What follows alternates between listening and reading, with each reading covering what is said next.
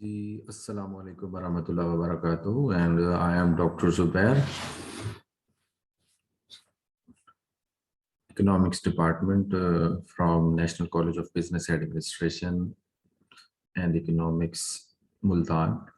So today my video is for my students specifically, and also those students who are supposed to write the thesis in further graduation. And as you know that some of my students have also defended the proposal defense, and now they are supposed to write the thesis and how they can continue their study. So I thought that I should make a video for you people, and it will be easy for you. Even from the remote areas, you can just listen my video and start your work to write the thesis. And Bismillah Rahman Rahim, and I will share with all of you guys one presentation, and that will show more specific things, and that will be help out to all of you about how to start your thesis, even if you want to make a proposal. So it is also helpful to you, and my video will be both in English as well as the Urdu language, because my target students are my own students from my campus and surrounding areas in Pakistan. So I may share my screen with you, and it will show you. So in this, you can see that how to write a graduation thesis. So before writing anything, so I will pause my video and focus on this presentation, and it will definitely help out to you. So जी हम आते हैं जी सबसे पहले कि अगर आप research के student हैं, आप बीएस कर रहे हैं या एमएस कर रहे हैं, मास्टर्स डिग्री कर रहे हैं, तो ये जी आपके लिए बहुत बेनिफिशियल है ये वीडियो। तो 31 स्लाइड्स हैं जी, मैं थोड़ा सा वक्त दूंगा आपका और आपको समझाऊंगा कि अगर आप एक थीसिस लिखने लगे हैं तो किस तरीके से आप इसको अकॉम्प्लिश करेंगे। तो जी, why to write a thesis requirement to graduate, an opportunity to learn and also importantly to use what you have already learned in the class। जो आपने सीखा क्लास में, आपको एक मौका मिला है कि आप कुछ जो है ना रिक्वायरमेंट्स होती हैं ग्रेजुएट की, तो कुछ लर्न करें जो भी सीखा है। To achieve some level of originality, to teach some conclusion, not necessarily new ideas और methods, but just something in depth and interesting. So इसका क्या मतलब हुआ कि कुछ ओरिजिनल सा करके दिखाना है, कोई ऑथेंटिक चीज आपने बना के दिखानी है, और उसका एक एंड पे जो है वो एक कंक्लूजन होगा। तो आप समथिंग न्यू जो है ना, या तो कुछ लाजमी नहीं है इसमें कि आप कुछ नया आइडिया लेके आ रहे हैं, but it's very good if you come with a new idea, but it is not necessary for the thesis or writing, but just something in depth and interesting। क्या है जी कि थोड़ा सा इन डेप्थ में हो चीज जो भी आप करना चाहते हैं, और कुछ इंटरेस्टिंग भी हो हमारे, अगर आप उसको देखें तो एकेडमिकली और प्रैक्टिकली जो है ना उसकी इंपॉर्टेंस होनी चाहिए। आप जो भी डॉक्यूमेंट लिखने के लिए जा रहे हैं तो डेफिनेटली उसका बेनिफिट तो होना चाहिए, अदरवाइज उसका कोई फायदा नहीं है। सो आपने जो भी चीज लिखनी है अपने थीसिस में, थोड़ा प्रैक्टिकल होना चाहिए। तो जी ये एक चैलेंज होता है, यू में वर्क डे एंड नाइट, आपको दिन रात काम करना होगा। फाइनल एग्जाम जब आपके हो जाते हैं तो 2 3 4 5 6 माह भी लग सकते हैं। अगर आप बीएस लेवल के स्टूडेंट हैं तो आपको एक एक स्मॉल रिपोर्ट बनाना होती है। अगर आप जो हैं मास्टर लेवल के स्टूडेंट हैं तो उससे भी ज़्यादा आपको काम करना होता है, कुछ ब्रॉड यानी कुछ स्पेसिफिकली एरिया पे काम करना होता है। अगर आप पीएचडी का थीसिस लिख रहे हैं तो उसमें क्या होगा, आपको पीएचडी लेवल पे बड़ी ज़्यादा मेहनत करनी होगी, और एक लेटेस्ट टेक्निक्स को यूज़ करना होगा, अप टू डेट चीज़ें बयान करनी होगी। कोई भी रिसर्च हो तो समथिंग न्यू आप देंगे तो ये आपके लिए चैलेंज होगा। It is an experience of significant practical importance. Whatever you do next, whether working in a consulting firm or an investment bank or working for government, you will meet challenges in front of you. तो practically अहमियत तो है ही है जी इसके लिए। और जब आप जो है ना कहीं भी जाएंगे तो इसका आपको फायदा है जी। और आपको काफी चैलेंजेस होंगे। आपको अगर रिसर्च के लिए जाती हैं, आपको बैंक्स में भी जाना पड़ सकता है, आपको गवर्नमेंट में भी जाना पड़ सकता है। स्पेसिफिकली ये जो चीजें मैंने इसमें बताई हैं, थोड़ा सा ये जो रिसर्च है हमारी सेकेंडरी डाटा एनालिसिस पे ज्यादा मैं आपको ये गाइड करूंगा। कॉमन चीजें भी हैं, बट जो मैंने इसमें रेफरेंस में डाली है नेक्स्ट चीजें, वो थोड़ी सेकेंडरी डाटा की पर्सपेक्टिव से हैं। अच्छा जी, नेक्स्ट आती हैं, those challenges will be substantial as you approach them, recall what you are now capable of doing. तो थोड़े से चैलेंजेस होंगे, बट आपने वरी नहीं होना इसमें। ईच एंड एवरीथिंग जो है वो इजी होती है, but it should be within process. आपको प्रोसेस के थ्रू जाना होता है जी। नेक्स्ट, जी pick a topic after review a lot of literature. अब जी हमें काफी स्टूडेंट्स की कॉल आती है, मैसेज आता है कि सर आप मुझे कोई टॉपिक असाइन कर दो। तो जी मैं तमाम स्टूडेंट्स को, तमाम रिसर्चर्स को सजेस्ट करूंगा कि हमेशा जो है ना टॉपिक जो है, बहुत से ऑलरेडी पब्लिश्ड आर्टिकल्स जो हैं उनको पढ़ने के बाद जो है ना आपको एक प्रोसीजर जो है, अगर आप पढ़ेंगे लिखेंगे, देन आप बहुत सा पास्ट लिटरेचर जब आप पढ़ चुके हैं, तो उसके बाद जो है ना आप एक टॉपिक को सिलेक्ट कर सकते हैं। ऐसे तो कोई भी टॉपिक नहीं बना सकता। आपको सबसे पहले लिटरेचर को पढ़ना है, आपको स्टडी करना है कि मैं पास्ट कुछ पेपर्स पढूं। You may give the time to read the papers, to read the books. तब आपको आइडिया होगा कि मैंने किस टॉपिक पे काम करने की मुझे नीड है। इज देयर एनी गैप, आप उसमें कुछ गैप तलाश करेंगे कि ऑलरेडी किसी चीज पे काम नहीं हुआ, तो आप उसको उठा सकते हैं। जैसा कि हम इकोनॉमिक्स वाले क्या होते हैं कि टाइम सीरीज डाटा, यानी हम अप टू डेट का डाटा ले लेते हैं, हम कहते हैं जी अप टू डेट हम रिसर्च कर रहे हैं, तो ये भी एक एक्सेप्टेबल हो जाती है। तो समथिंग न्यू क्या है कि ऑलरेडी कुछ गैप हो जिसमें, जिसके पहले काम ना हुआ हो। नोवेल्टी जिसको हम कहते हैं कि कुछ समथिंग न्यू होना चाहिए। जब आपका एक टॉपिक बहुत से लिटरेचर्स को पढ़ने के बाद सामने आएगा, तब आप क्या करते हैं, उसका प्रपोजल बनाया जाता है। जब आप प्रपोजल बनाते हैं, उसको अपने सुपरवाइजर के पास लेके जाते हैं। यानी एक साइनॉप्सिस आपने तैयार किया, इसको दूसरे अल्फाज में साइनॉप्सिस भी कहा जाता है, कि जो रिसर्च प्रपोजल जो आप प्रपोज कर रहे हैं कि इन फ्यूचर आपकी ये डायरेक्शन होगी, ये आप काम करें, तो इसका मतलब है कि आपने मिशन अकॉम्प्लिश्ड हो गया है आपका इनिशियल लेवल का। अब क्या होगा, conduct your actual research. Conduct your actual research में क्या होगा जी, hand in the draft thesis to supervisor. आपको सुपरवाइजर को दे दें जाके। अभी हम प्रपोजल तक हैं। जब आप प्रपोजल बनाने लगेंगे, तो प्रपोजल आप अपने सुपरवाइजर को जाके देंगे कि मैंने जी ये 50 60 70 आर्टिकल पढ़े, इनमें इस चीज की कमी है, तो मैं ये चाहता हूँ, मैं ये चाहती हूँ कि हमें जो है ना इस टॉपिक पे काम करना चाहिए। बट आपने इस टॉपिक को जस्टिफाई भी करना है टीचर के सामने, आर्गूमेंट्स देने हैं कि हम कैसे इस काम को लेके चलेंगे। जब आपके पास एक थॉरो, एक आपकी एक डायरेक्शन होगी, आपके पास एक लाइन होगी कि हम क्या मेथड्स यूज कर सकते हैं, रिसर्च डिजाइन कैसा होगा, डाटा कहाँ से लेंगे, इन चीजों को भी मद्देनजर रखना है आपने प्रपोजल या रिसर्च टॉपिक सोचने से पहले। तो जी pick a topic, you must be interested in the topic and get familiar with it. हमेशा एक और भी याद रखिएगा बात, हमने अपने पास्ट एक्सपीरियंस से सीखा है, उस्तादों से सीखा है कि जी आप रिसर्च उस टॉपिक पे करें जिसमें आपको इंटरेस्ट भी हो, आप उसके साथ फेमिलियर हों, आपको उसका नॉलेज हो। अगर आपको जी उसका नॉलेज नहीं है, तो क्या होगा, अल्टीमेटली आप डीपली बेसिक से ए से स्टार्ट करेंगे।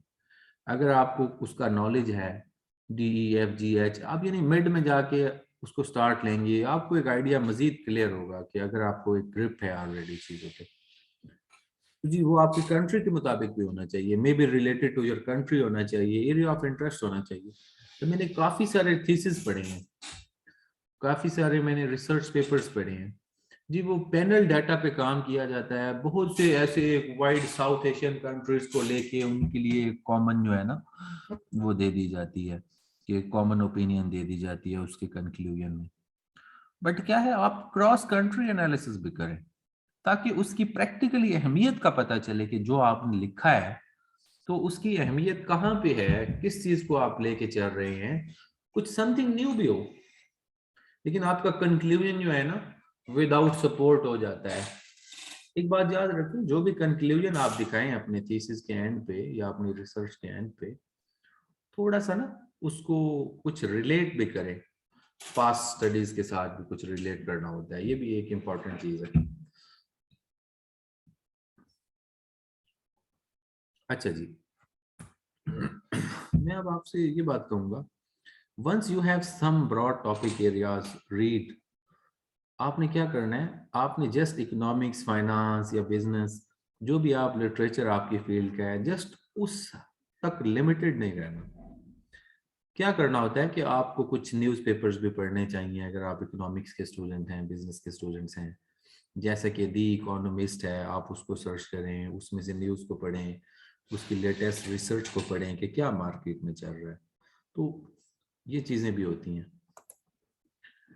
तो मैं इसके साथ साथ ना एक चीज़ आपको ऐड करता चलूँ कि जो भी एक रिसर्च होती है ना, उसके बिहाइंड कुछ उसकी बेस थ्योरीज भी होती हैं। थ्योरीज क्या होती हैं कि सेट ऑफ ऑब्जर्वेशंस, यानी ऑलरेडी पास्ट में कोई थ्योरी डिजाइन की गई, उसमें उसने अपनी ऑब्जर्वेशंस लेके मुशाहिदात किए और ये नतीजा अखज़ किया।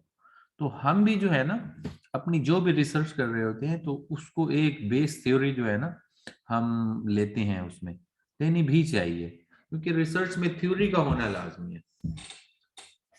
कुछ ना कुछ पास्ट में आप जाएं, उसके रिलेटेड थ्योरीज को पढ़ें, थ्योरी को भी बेस बना के चलें, और दूसरे लोगों के जो आर्टिकल्स हैं, दूसरे रिसर्चर्स के जो बेस पेपर्स हैं उनको भी लेके चलें, पेपर्स क्या कहते हैं, हमें थ्योरी क्या कहती है, उसी को हम फिर एक यानी हाइपोथेसिस जो बनाते हैं, जो हम अचीव करना चाह रहे होते हैं, तो वो थ्योरी की और लिटरेचर की बेस पे होता है, जो भी हम फ्रेमवर्क बनाते हैं अपना नेक्स्ट चल के। तो जी सुपरवाइजर, फिर जब आप जो है ना आपको वो मिल जाती है, आइडिया मिल जाता है, प्रपोजल आपने बना लिया, आपने बेसिस बना ली, तब आप जो है ना अपने सुपरवाइजर के पास जाती हैं, उनसे डिस्कशन करें आप। तो इसमें जो है ना ये थोड़ी सी मैंने चीज़ें लिखी हैं कि सेंड ईमेल्स करें आप, details for talking in person, आप खुद से भी आ सकती हैं। आप जब आए अपने सुपरवाइजर के पास, तो आपको बड़ा इन डिटेल एरियाज में गुफ्तगू का पता होना चाहिए कि आप what you want to achieve. Don't come to meet your potential advisor unprepared, he she may ask you questions about the topic you choose। हमेशा याद रखिए कि हमेशा टॉपिक पे ही बात होती है। जैसे ही एक हम बैठे होते हैं, जब कोई डिफेंस हो रहा होता है, तो उसमें टॉपिक पे जो है ना 1-2 मिनट के लिए रोका जाता है कि टॉपिक से हमें क्या आइडिया चल रहा है, क्या कि इस किताब में, इस किताबचे में, इस रिसर्च में हम किस चीज को फोकस कर रहे हैं, हमें क्या मिलने जा रहा है। तो जी जैसे कि आपने रिसर्च प्रपोजल बनानी है, तो उसके लिए कुछ पार्ट्स होते हैं। इसके अलावा हम अभी रिसर्च प्रपोजल के साथ यानी थीसिस पे भी बात करेंगे इसके सेकंड पोर्शन में कि वो क्या होता है, क्योंकि ये बोथ के लिए है, क्योंकि स्टार्ट तो हमेशा प्रपोजल से लिए होता है, तो इसीलिए स्टार्ट में कुछ मैंने पॉइंट्स डाले हैं प्रपोजल के। The research proposal has to include background of the research. देखें जी, व्हाट प्रॉब्लम इज इन्वॉल्व, मसला क्या था, इसकी हिस्ट्री क्या है, why is it interesting to do research on this topic. हमेशा जो बैकग्राउंड ऑफ द रिसर्च होता है, या जिसको हम इंट्रोडक्शन कहते हैं, तो उसको स्टार्ट ही कुछ इंटरेस्टिंग चीज से लेना चाहिए, यानी कुछ क्यूरियोसिटी पैदा की जाए कि जो भी आपकी थीसिस को पढ़े, आपकी रिसर्च को पढ़े, तो स्टार्ट में कुछ ऐसी इंटरेस्टिंग बातें की जाएं कि जिससे वो दिलचस्पी ले आपके काम में, और वो आहिस्ता आहिस्ता सफ़े पलट पलट के पढ़ता जाए और वो एंड तक आपकी रिसर्च को पढ़े। अगर देखें स्टार्ट में कुछ इंटरेस्टिंग बातें नहीं होंगी बैकग्राउंड में, या इंट्रोडक्शन में, तो उसका कोई फायदा नहीं होगा, वो आपकी यूजलेस हो जाएगी, उसको स्टडी भी नहीं किया जाएगा। मुस्तकबिल में अगर आपने किसी प्रॉब्लम को, एक अच्छे से प्रॉब्लम को उसमें हिट किया है, उसको रिजॉल्व करने की कोशिश की है, उसका सॉल्यूशन दिया है, बट अगर वो आपका स्टार्ट ही अच्छा नहीं है, जैसे कि कहा जाता है कि first impression is the last impression, तो इसी तरह जो है ना, फर्स्ट इंप्रेशन में क्या होगा, हमें जो है बड़ा जबरदस्त करके लिखना होगा ताकि रीडर जो है वो आपकी रिसर्च को अहमियत दे। जी, अब हम नेक्स्ट आते हैं जी, ऑब्जेक्टिव ऑफ द रिसर्च। जैसा कि अभी पहले मैं बात कर चुका हूं कि मकसद क्या है हमारे रिसर्च का। आप उसमें एकेडमिक प्लस प्रैक्टिकल ऑब्जेक्टिव आपका होना चाहिए। आप क्या कहते हैं कि जो भी आपने काम किया है डेफिनेटली वो एकेडेमिया के साथ तो वो लिंक हो चुका है, क्योंकि मुस्तकबिल में एज एन एकेडमिया जो भी है, एकेडेमिया में जो भी इदारे हैं वो भी मुस्तकबिल में इस आपकी रिसर्च से फ़ायदा उठाएंगे। प्लस कोई प्रैक्टिकल अगर इम्प्लीमेंटेशन करनी है उस मसले पे, तो क्या होगा, आपकी रिसर्च को पढ़ा जाएगा और उस पर प्रैक्टिकली अमल किया जाएगा। अच्छा जी, रिसर्च प्रपोजल में जो है ना, central question of the research address होता है। वो प्रपोजल हो या वो थीसिस हो या वो फाइनल डॉक्यूमेंट हो आपका, सेंट्रल क्वेश्चन बड़ा इंपॉर्टेंट है। आप एक खास किस्म का क्वेश्चन रखते हैं अपने रिसर्च में, वो भी बेसिकली ऑब्जेक्टिव के साथ मिलता जुलता होता है। Some literature that will be cited already work. तो जैसे मैंने कहा कि ऑब्जेक्टिव और सेंट्रल क्वेश्चन के बाद क्या होगा, जैसे कि मैंने पहले कहा कि आपने अगर 50 पेपर्स को रीड किया है, लास्ट पेपर से मुराद रिसर्च पेपर्स हैं जो कि मुख्तलिफ एकेडमिक जर्नल्स ने पब्लिश किए हुए हैं।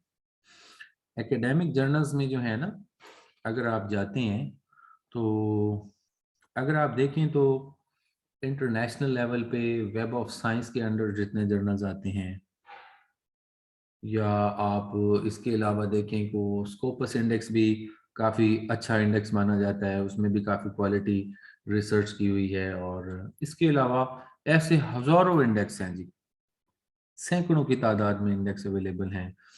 आपके पब्लिकेशंस जो हैं वहाँ पे पड़ी हैं और वहाँ से आप डाटे को उठाएंगे, ठीक है जी। और काफ़ी कुछ जो है ना, आप इसमें से जो आप गूगल स्कॉलर पे जाएं, वहाँ अपना टॉपिक लिखें, googlescholar.com पे जाके वहाँ आप टॉपिक लिखें, जो जो आपको पेपर्स मिलते हैं वहाँ से आप उसको जो है ना लें, और अपनी प्रपोजल में या अपने थीसिस में जब लिटरेचर रिव्यू लिखा जाता है तो इन्हीं पास्ट लिटरेचर रिव्यूज को साइट किया जाता है आपकी रिसर्च में। अच्छा, साइट किस तरीके से करना है वो हम आगे चल के अभी देखते हैं इंशाल्लाह, वो भी इस चीज इसमें शामिल है जी। तो जी नेक्स्ट क्या है, discussion of the main methodological choices. How will the research be conducted, what data will be used. तो जी एक रिसर्च मेथड के नाम से एक चैप्टर बनाया जाता है रिसर्च में, वो आपका पेपर हो, वो आपका थीसिस हो, वो आपका प्रपोजल हो, कोई भी चीज हो। तो उसमें जो, जैसे कि हम इकोनॉमिक्स डिपार्टमेंट या फाइनेंस वाले क्या कर रहे होते हैं कि डाटा लेते हैं, डाटा हम उसमें देंगे कि हमारा डाटा सोर्स क्या होगा, हम किस वेबसाइट से जाके लेंगे। जैसा कि मैं आपको बताता चलूँ, बीइंग अ पाकिस्तानी, हम जो हैं ज़्यादातर लोग क्या करते हैं कि WDI पे चले जाते हैं, जो कि वर्ल्ड बैंक की डेटाबेस है, वर्ल्ड डेवलपमेंट इंडिकेटर्स हो गए। अच्छा जी, फाइनेंशियल स्टैटिस्टिक्स की डिफरेंट सोर्सेज हैं हमारे पास, इंडेक्स मंडी हो गया, .com हो गया, इंडेक्स मंडी .com हो गया, इसके अलावा पाकिस्तान स्टैटिस्टिकल ब्यूरो हो गया। इसके अलावा इस डॉक्यूमेंट के एंड पे जो है ना आपको काफ़ी डेटाबेसेस मिलेंगे, और वहाँ से भी जो है ना आप डाटा को ले सकते हैं। अच्छा जी, डाटा जो है ना किसी वेबसाइट पे जो है ना आपको free of cost data available होता है, लेकिन कोई कोई वेबसाइट्स हैं अगर आपको डीप डाटा चाहिए तो दे मे चार्ज, वो आपसे पैसे भी लेते हैं, आपसे चार्ज किया जाता है कि इतनी डाटा की इतनी प्राइस है। तो अगर आपकी डेफिनेटली एक अच्छी रिसर्च करना चाहते हैं तो आपको पेड डाटा भी लेना होता है अपनी रिसर्च को वेरीफाई करने के लिए। नेक्स्ट जी हम आते हैं कि साइटेशंस एंड रेफरेंसेस। अभी हमने प्रपोजल को एंड किया, तो प्रपोजल में आप क्या करेंगे, citing the sources you use when you write a paper is a matter of honesty, credibility and courtesy. तो इखलाकी तौर पे और ईमानदारी के लेवल पे हमने चलना है। हमने जो भी चीज़ें साइट करनी है, जैसा कि आप पेपर्स को जैसे पढ़ेंगे तो आपको वक्त के साथ साथ अंदाज़ा होता जाएगा कि किस तरीके से साइट किया जाता है। जैसे लिखा जाता है अली एंड अकबर, आगे ब्रैकेट में 2019, फिर bracket close, comma, there study shows that the that showed the different variable etcetera, जो भी होगी। अभी हम नेक्स्ट चल के इसको देखेंगे। अच्छा जी, the unacknowledged use of another writer's words or ideas or graphs table is a plagiarism, which is strongly prohibited. No control C and control V. तो इसका जो मतलब है जी वो ये है कि प्लेजरिज्म नहीं होना चाहिए। प्लेजरिज्म से क्या मुराद है कि आप जो कि ऑलरेडी पास में जितनी भी रिसर्चेज हो चुकी हैं उनका डाटा कॉपी पेस्ट नहीं करेंगे अपने पेपर में। आप उनके आइडिया को लेके भी यहाँ पे कॉपी नहीं कर सकते फुल फ्लैज, अगर वो सेम आइडिया है तो। हाँ, आपने कोई एक्सटेंशन देनी है, इस हवाले से आप बात कर सकते हैं। आपने कुछ टेबल बनानी है तो आप दोबारा से टेबल अपनी मर्जी के रिसेंट डाटा के साथ बनाएं जो आप कोलेक्ट करें।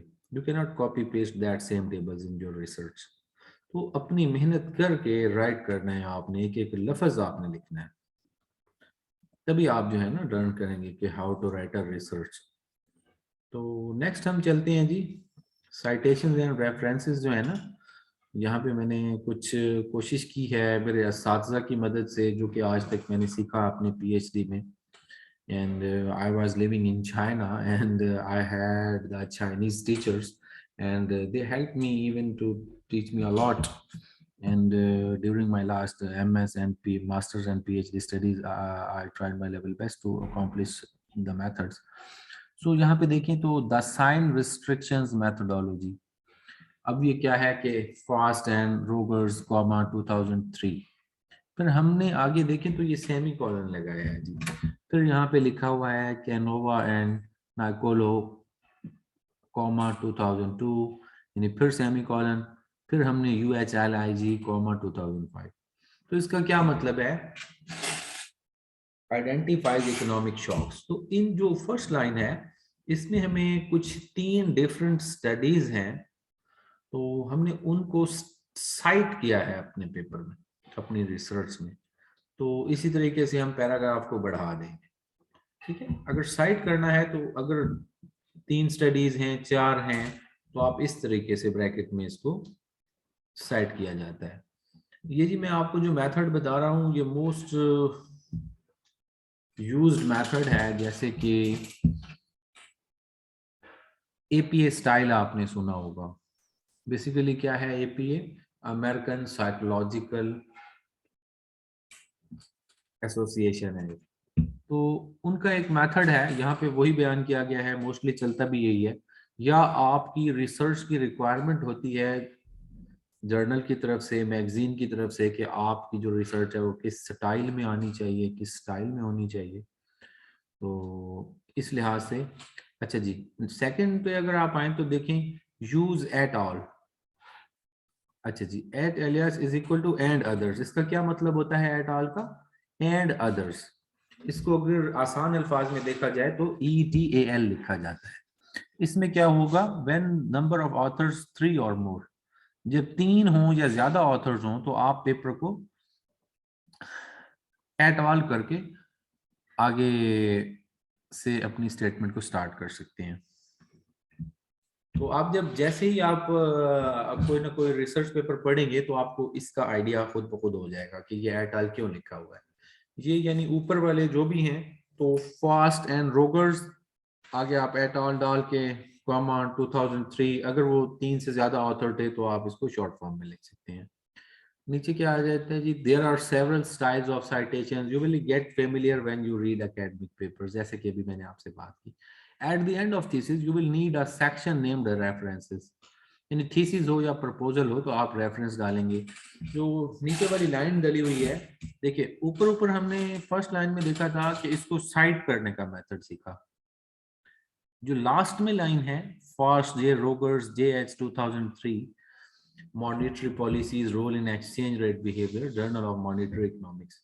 ये बेसिकली एपीए स्टाइल है कि आपने एक बुक के एंड में, रिसर्च पेपर के एंड में, थीसिस के एंड में जो रेफरेंस का एक अलग से चैप्टर बनता है लास्ट में, लास्ट पार्ट होता है वो मोस्ट प्रोबेबली, एंड उसमें आप इस तरीके से रेफरेंस देते हैं। अब जो है हम नेक्स्ट चलेंगे थीसिस की जानिब। पहले हमने जो भी चीजें देखी वो थोड़ा सा हमारा फोकस था कि रिसर्च प्रपोजल किस तरीके से बनाया जाता है। अब जब आप थीसिस को लिखेंगे तो थीसिस में क्या होगा, ये इन स्पेसिफिक चैप्टर्स को कवर करेगा। थोड़ी बहुत तब्दीलियां आ सकती हैं, आपकी यूनिवर्सिटी की रिक्वायरमेंट होती है कुछ टॉपिक्स, सॉरी कुछ हेडिंग्स की, तो आप वो भी लिख सकते हैं। एंड आउटलाइन ऑफ थीसिस क्या होती है जी, इंट्रोडक्शन होता है, जिस पे हम बात पहले ही कर चुके हैं कि एक रिसर्च प्रॉब्लम डिस्कस होता है, इंटरेस्टिंग होना चाहिए। लिटरेचर रिव्यू होता है जी, जो कि पास्ट स्टडीज को हम लिखते हैं। थर्ड पे क्या है, describe your data and discuss your empirical strategy. क्या होगा कि मैथोडोलॉजी क्या यूज की गई है। अच्छा जी, नेक्स्ट क्या आता है जी, results, present your results with the help of tables and figures. तो यहाँ पे जी हमने देखा, जैसा कि हम इकोनॉमिक्स के लोग हैं, हम क्या करते हैं कि एक इकोनॉमिक मॉडल बना देते हैं, एक इकोनोमेट्रिक मॉडल बना देते हैं डाटा मेथोडोलॉजी के पार्ट में। फिर हम डाटा की सोर्सेज को मेंशन कर देते हैं कि यहाँ से डाटा हम लेंगे। अच्छा, सैंपल साइज दे देते हैं कि हमारा सैंपल क्या है, पॉपुलेशन क्या है। आप इसको रीड करें, सैंपल और पॉपुलेशन क्या होती है। पॉपुलेशन एक वाइड लेवल पे बात की जाती है, सैंपल क्या होता है कि हम उसमें से कुछ हिस्से को चुन लेते हैं। इसके अलावा जैसे कि सैंपल ऑफ द ईयर्स हम ले लेते हैं, हम 1990 से लेके 2020 तक का डाटा उठा लेते हैं, अप टिल डेट उठा लेते हैं डाटा। तो डाटा एंड मैथोडोलॉजी को इस तरीके से मेंशन किया जाता है, नंबर ऑफ ईयर्स लिखे जाते हैं कि कितने सालों का डाटा है। अच्छा जी, फिर क्या किया जाता है, नेक्स्ट सेक्शन होता है एनालिसिस एंड रिजल्ट्स का। अच्छा, हमने अभी बात की है ना मैथोडोलॉजी की, तो हम उसमें ये बात कहते हैं कि हमारे मेथड्स क्या होंगे।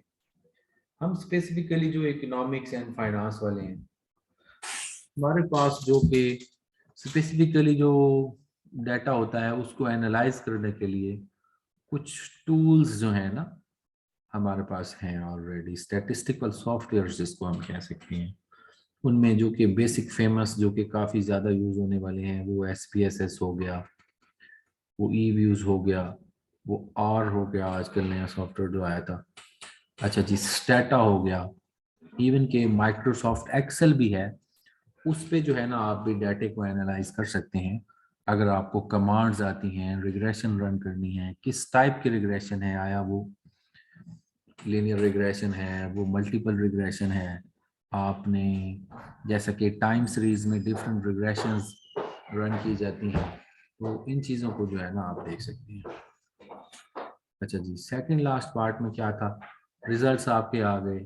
अच्छा जी, आपने जो भी SPSS से डाटा लिया, अपने सॉफ्टवेयर से जो भी डाटा लिया, आपने उसको जो है ना कॉपी पेस्ट नहीं करना होता। ये देखें कि उस डाटा एनालिसिस में आपको चाहिए क्या, आया कि कौन सा पार्ट आपको चाहिए, और फिर आप अपने टेबल बनाएं, अपने जो आपकी MS वर्ड की फाइल पे आप काम कर रहे हैं उसमें आप टेबल्स बनाएं, उसमें आप डाटा को पुट कीजिए अपने अंदाज में, जिस चीज की जिस स्पेसिफिक वैल्यू जो कि आपको चाहिए। डिफरेंट स्टडीज में क्या किया होता है पेपर्स में कि वो सारा का सारा जो भी उसने रिजल्ट्स दिए उसको कॉपी किया और उसको पेस्ट किया। This is not right actually. So results जो हैं जो हमें चाहिए, जिन पर हमारे पास फोकस्ड है, एक थंब ऑफ रूल होता है। आप थंब ऑफ रूल को देखें क्या है, यानी स्टैंडर्ड वैल्यूज होती हैं हमें जो चाहिए होती हैं। हमें ईच एंड एवरी वैल्यू की नेसेसिटी नहीं होती, जरूरत नहीं होती। तो जी नेक्स्ट क्या होगा, थीसिस के सेकंड लास्ट पार्ट में क्या होता है, डिस्कशंस होती हैं। हाईलाइट की रिजल्ट्स होती हैं। देखिए जैसे भी मैंने बात की कि हमें जो स्पेसिफिक रिजल्ट चाहिए उसी पे बात हो। डिस्कशंस में क्या होता है कि इवन के कुछ पास्ट रेलेवेंट स्टडीज जो हैं उनको भी कंपेयर किया जाता है हमारे रिजल्ट्स के साथ। फिर ये रिजल्ट्स किस तरीके से प्रैक्टिकली अहमियत के हामिल हैं, तो हम कहते हैं कि ये पॉलिसी में थोड़ा बहुत चेंज आना चाहिए। ये जो हमने रिसर्च की है इससे ये पता चलता है, इसके ये फ़वाइद हैं।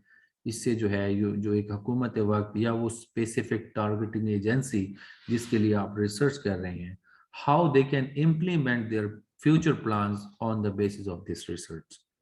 तो ये जो है ना डिस्कशन में बात होगी। लास्ट पार्ट क्या होता है जी थीसिस का, ये मैंने एक जर्नल हेडिंग्स दी हैं। कंक्लूजन होता है जी, summarise your work and compare it with some other research is already done. जैसे कि अभी मैंने पहले भी बात की हमारे जो है ना, हमारे यहाँ मैंने काफी रिसर्च पेपर्स देखे हैं, जस्ट कंक्लूजन में एक कंक्लूजन दे के उसको बस एंड कर दिया जाता है। लेकिन अगर आप देखें, आप एक हाई लेवल के रिसर्चर्स को देखें, जब वो एक कंक्लूजन देते हैं तो उसके साथ साथ थोड़ा बहुत उसको पास्ट स्टडीज के साथ, पास्ट रिसर्चर्स के साथ कंपेयर भी किया जाता है कि जी चलें हमें इससे ये फ़ायदा हुआ, इससे हमें ये चीज़ें सामने आई, पहले की निस्बत ये मसाइल थे, अब इन मसलों का हल मज़ीद इस अंदाज में निकाला जा सकता है। तो ये तो जी एक मैंने आउटलाइन बताई कि थीसिस को स्टार्ट कैसे लेंगे। तो नेक्स्ट जो है ना, नेक्स्ट जो इसमें स्लाइड्स दी गई हैं इंट्रोडक्शन, ये जो कि थीसिस के पार्ट्स हैं, इसको मजीद किस अंदाज में अच्छे तरीके से लिखना है, इसके लिए जो है ना मैं थोड़ा वक्त निकाल के इंशाल्लाह ताला इस पे वीडियो मजीद बनाऊंगा, ताकि मेरे अपनी जो वर्किंग मास्टर लेवल के एमफिल इकोनॉमिक्स मेरे अंडर कर रहे हैं और कुछ फाइनेंस के स्टूडेंट्स जो कि मेरी सुपरविजन में हैं, तो उन तमाम के लिए, प्लस जो भी अगर आप रिसर्च कर रहे हैं तो इंशाल्लाह उनके लिए फ़ायदा होगा। और you may wait for the second video and that will show more detail about your chapters that will be covered in this research or thesis work. Okay ji, thank you very much, and very soon you can listen me again in the second video, and that will show more good ideas how to write a thesis and how to write your research work. Thank you very much. Jazakallah khair. Allah Hafiz.